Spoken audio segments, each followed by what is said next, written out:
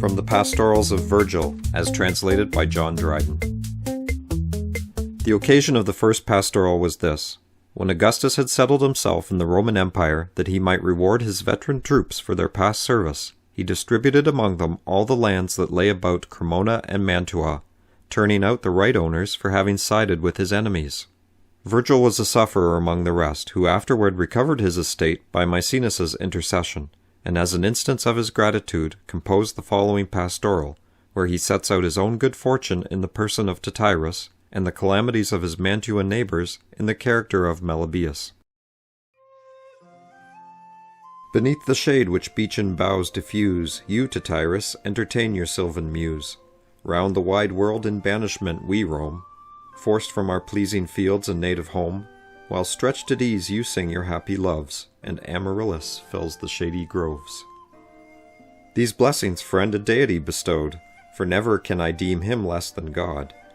The tender firstlings of my woolly breed shall on his holy altar often bleed. He gave my kine to graze the flowery plain, and to my pipe renewed the rural strain. I envy not your fortune, but admire that while the raging sword and wasteful fire destroy the wretched neighborhood around, no hostile arms approach your happy ground. Far different is my fate. My feeble goats with pains I drive from their forsaken cotes, and this you see I scarcely drag along, who yeaning on the rocks has left her young, the hope and promise of my failing fold. My loss, my dire portents, the gods foretold, for had I not been blind I might have seen yon riven oak, the fairest of the green, and the hoarse raven on the blasted bough, by croaking from the left presage the coming blow. But tell me, Tityrus, what heavenly power preserved your fortunes in that fatal hour? Fool that I was, I thought imperial Rome like Mantua, where on market days we come, and thither drive our tender lambs from home. So kids and whelps their sires and dams express, and so the great I measured by the less. But country towns compared with her appear like shrubs, when lofty cypresses are near. What great occasion called you hence to Rome? Freedom, which came at length, though slow to come, nor did my search of liberty begin till my black hairs were changed upon my chin, nor Amaryllis would vouchsafe a look till Galatia's meaner bonds I broke. Till then, a helpless, hopeless, homely swain, I sought not freedom nor aspired to gain, though many a victim from my folds was bought, and many a cheese to country markets brought, yet all the little that I got I spent, and still returned as empty as I went. We stood amazed to see your mistress mourn, unknowing that she pined for your return. We wondered why she kept her fruit so long, for whom so late the ungathered apples hung. But now the wonder ceases, since I see she kept them only, to Tityrus, for thee.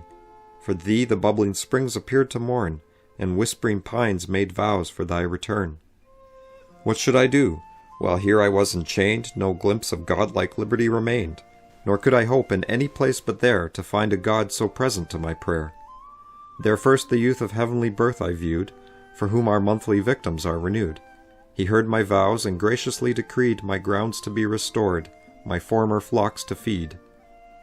O fortunate old man, whose farm remains for you sufficient, and requites your pains, though rushes overspread the neighboring plains, though here the marshy grounds approach your fields, and there the soil a stony harvest yields, your teeming ewes shall no strange meadows try, nor fear a rot from tainted company. Behold, yon bordering fence of sallow trees is fraught with flowers, the flowers are fraught with bees.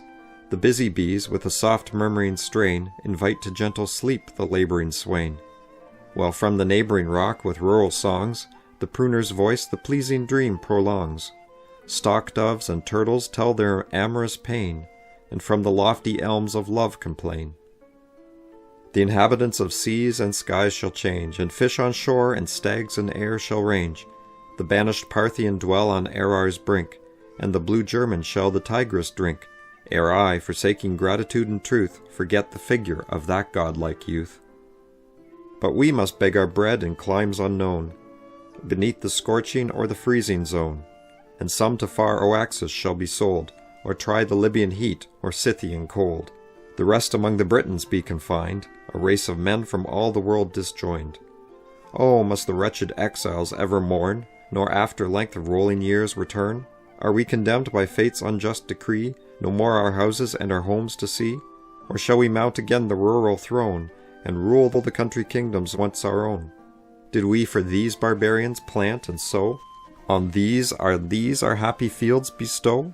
Good heaven, what dire effects from civil discord flow! Now let me graft my pears and prune the vine. The fruit is theirs, the labour only mine. Farewell my pastures, my paternal stock, my fruitful fields, and my more fruitful flock. No more, my goats, shall I behold you climb the steepy cliffs, or crop the flowery thyme. No more, extended in the grot below, shall see you browsing on the mountain's brow the prickly shrubs, and after on the bare lean down the deep abyss and hang in air. No more my sheep shall sip the morning dew, no more my song shall please the rural crew. Adieu, my tuneful pipe, and all the world adieu.